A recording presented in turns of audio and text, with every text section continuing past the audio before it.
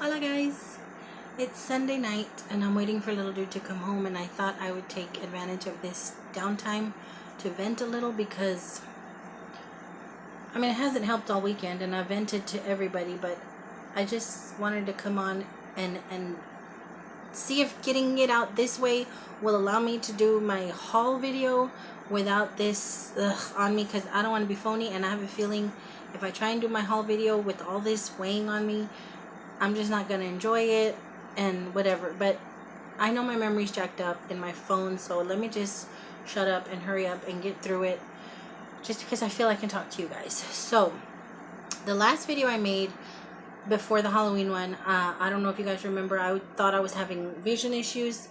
Long story short, I do have vision issues. I have what's called a retinal occlusion. I have a blood clot in one of the veins in my eyes, and it stems from, I know it stems from, and I've been pretty much told it stems from my not having kept up or kept track of my diabetic health after my mom broke her hip and Caleb went through all his, losing weight, possible feeding tube things. I kind of just focused on them and lost sight of my health, and either stopped taking my medication or took it sporadically, and I fell to the wayside, and it did affect my eyesight to that point. I do have a history of blood clots, so that contributed to it. I was told by my eye doctor and my PCP that I was lucky that it wasn't in the artery, because if it had been in the artery, my eyesight would not have been able to be restored. As is, it's a little blood clot in a little bitty vein, so I've been given eye drops for the eye strain that the vision problems I was having was causing, and been put back on Xarelto for blood clots. So it's improved, it's gotten better, but it's still wonky. I definitely do need bifocals. Like, I have a prescription, I just need to get them. But the blood clot itself is progressively shrinking, I'm sure, because my vision is better. That day that I made that video, the very next day I'm going to work, and it was kind of hazy. I thought maybe I had like eye boogers in it or an eyelash or something. But by the time I got to work, it takes me an hour to get to work. By the time I got to work, it went from kind of hazy to a little something in the center of my vision, kind of like a floater. And throughout the day, it became a little gray circle. I'm talking about this color gray, a little gray circle right in the center of my vision. And that Wednesday, I kept trying to work through it. I worked all day. Thursday, it was still there, but just a little bigger.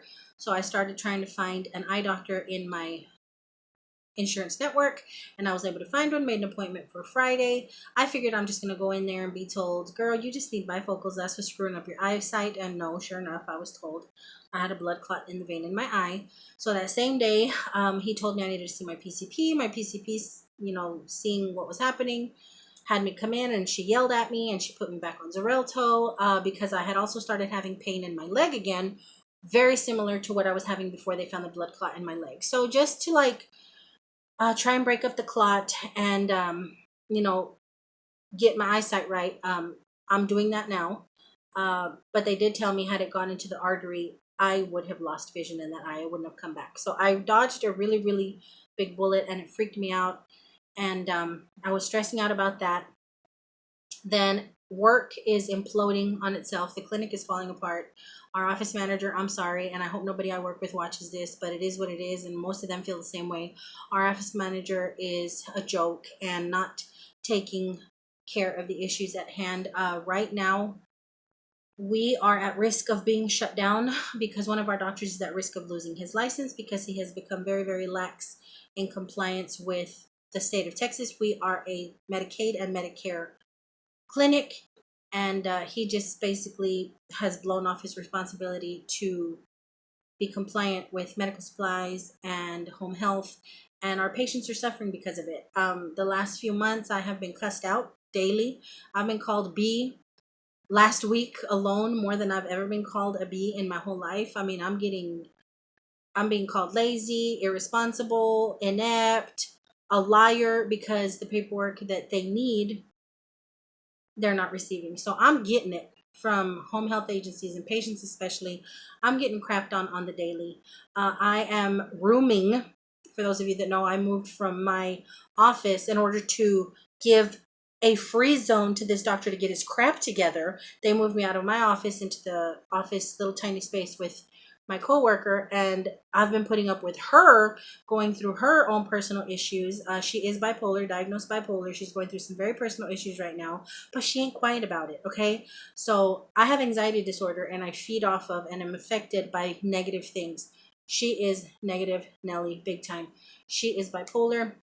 And all I've been hearing for weeks now, because of the things she's going through, is I'm going to end up in the psych ward again.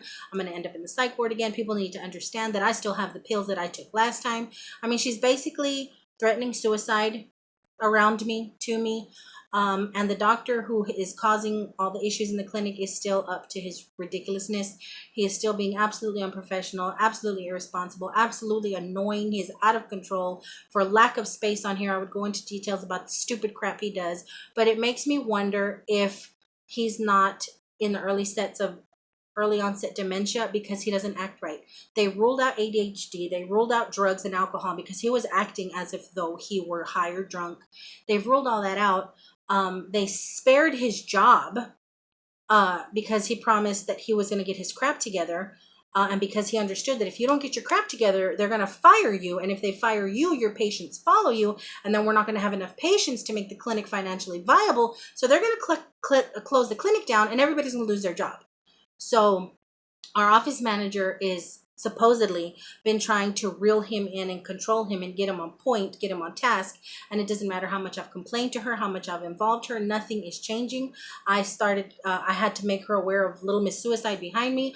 I'm not making light of suicide. I'm not, but I have my own psychological issues. So I can't be listening to that. I've made my manager aware of that. And I've also made my manager aware of possibly not meeting a deadline of my being trained to learn how to make new patient appointments.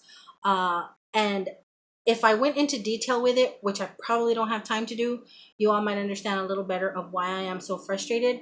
But this past week, she dropped a deadline on us. You have to be live and know how to do new patient appointments by this upcoming Friday. And I told her, I don't know that I'm going to be able to do that. My trainer is swamped. I'm swamped.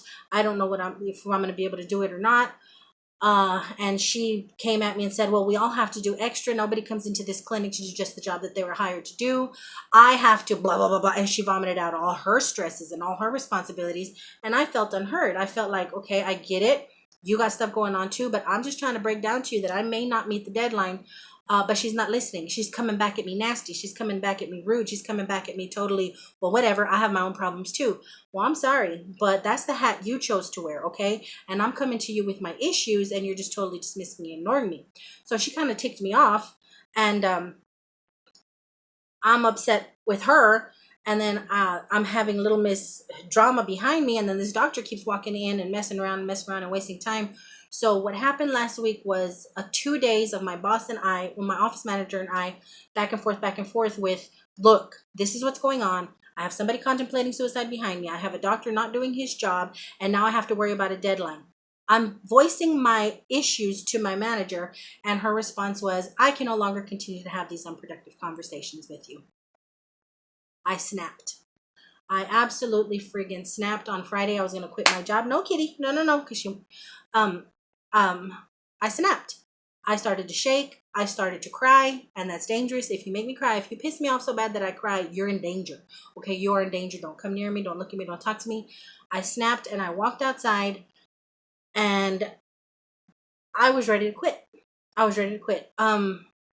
I'm not being heard. I'm not being listened to. When I go to my office manager about litany of issues that I'm having that are affecting my job, she comes back with a list of her issues. That's not my problem, okay? You're the office manager. Get the crap together. Do what you're supposed to do. Tend to your business around here, and then maybe the clinic will fall into a nice, happy place. Because right now, I'm not the only one struggling. The whole clinic is struggling. We're all angry at each other. We're all hostile. Nobody wants to work together. Everybody's ticked off.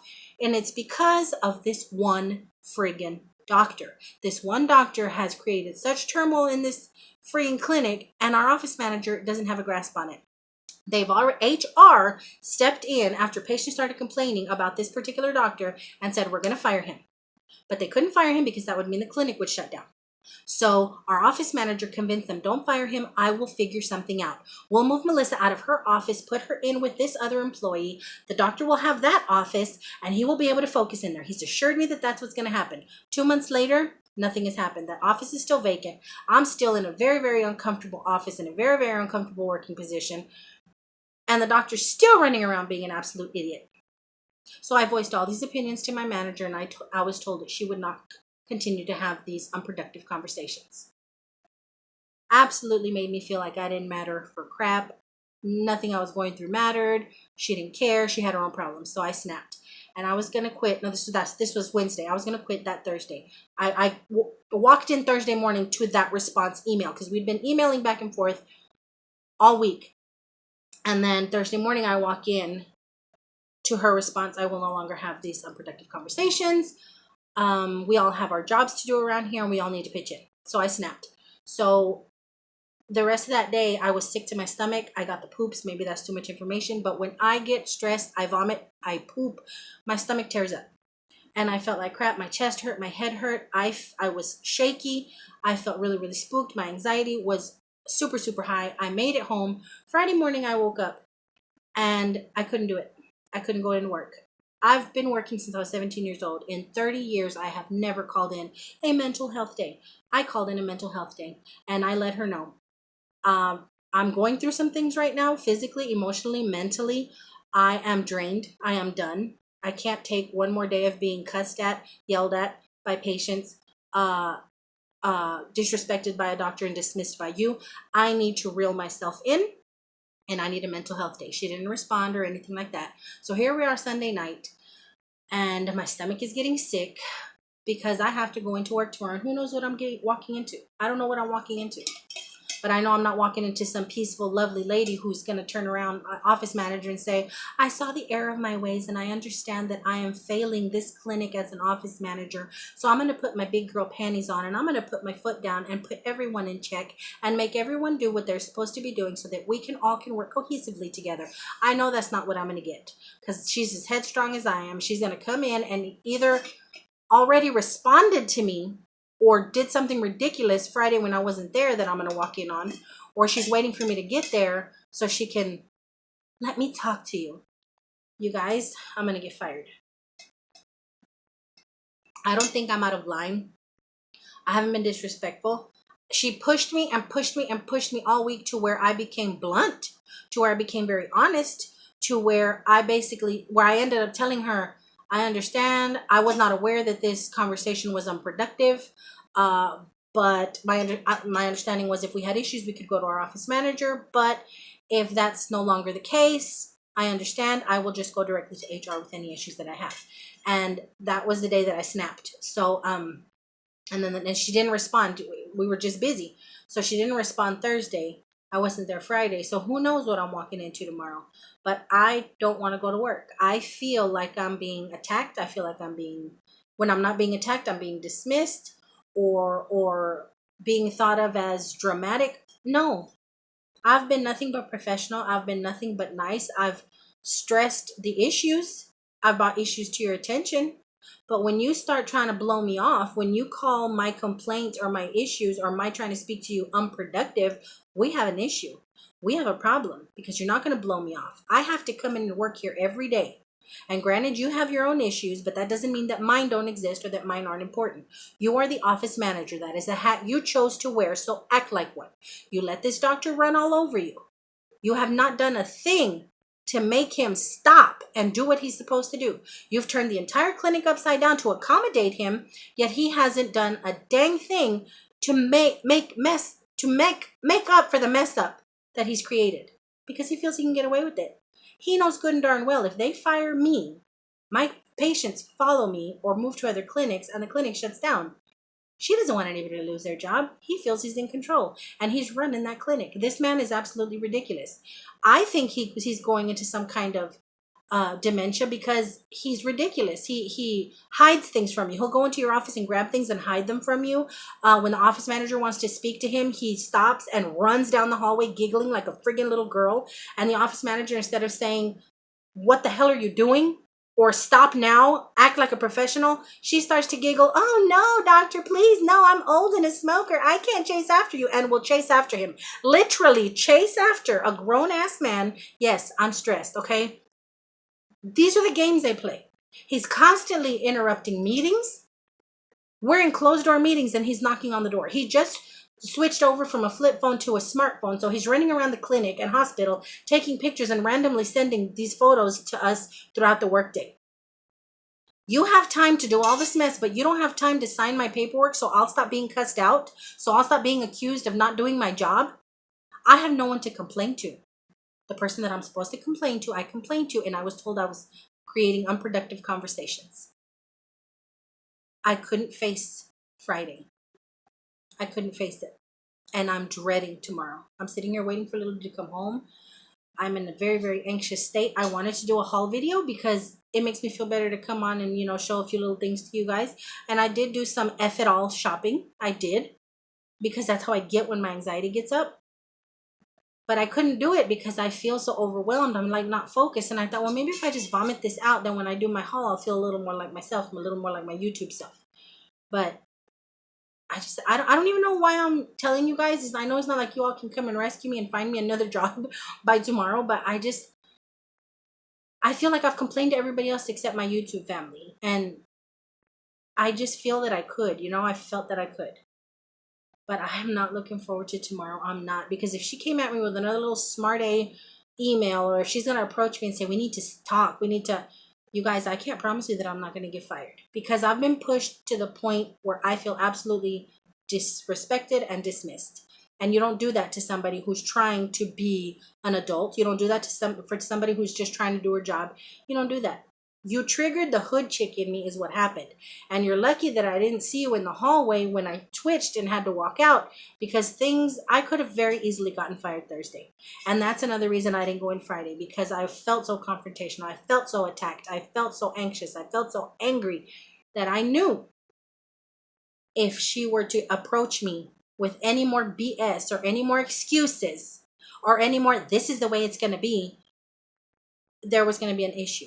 I, at this point, have absolutely no respect for her. And that is hard for me. I don't like a weak woman. I don't. I wasn't raised by one. I hope I'm not one.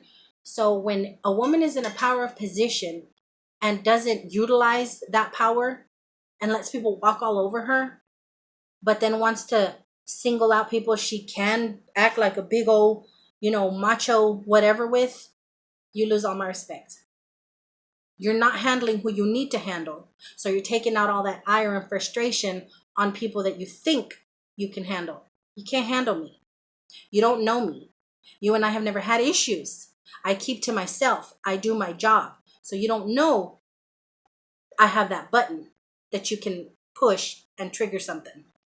But she's going to find out. And I don't mean it in a, raunchy, rough, gangster way. No, I just mean I'm friggin' human, and you pushed me, and I'm not one to sit still and take it. So we're going to be adult and we're going to discuss it, and I expect you to do your job or we're going to have a problem. And this is what I'm expecting to happen tomorrow. Either she's going to ignore me completely and let it go, and I hope she's smart enough to let it go, because if she lets it go, I can let it go and I can go in and do my job. But now I'm working on a deadline for Friday that is just not possible. I know the doctor's still acting like an idiot. I know the patient's still going to be calling me having a fit. I know little Miss Suicide behind me is still going to come in on a Monday like she's been for the last few months, angry and cussing and ranting and raving.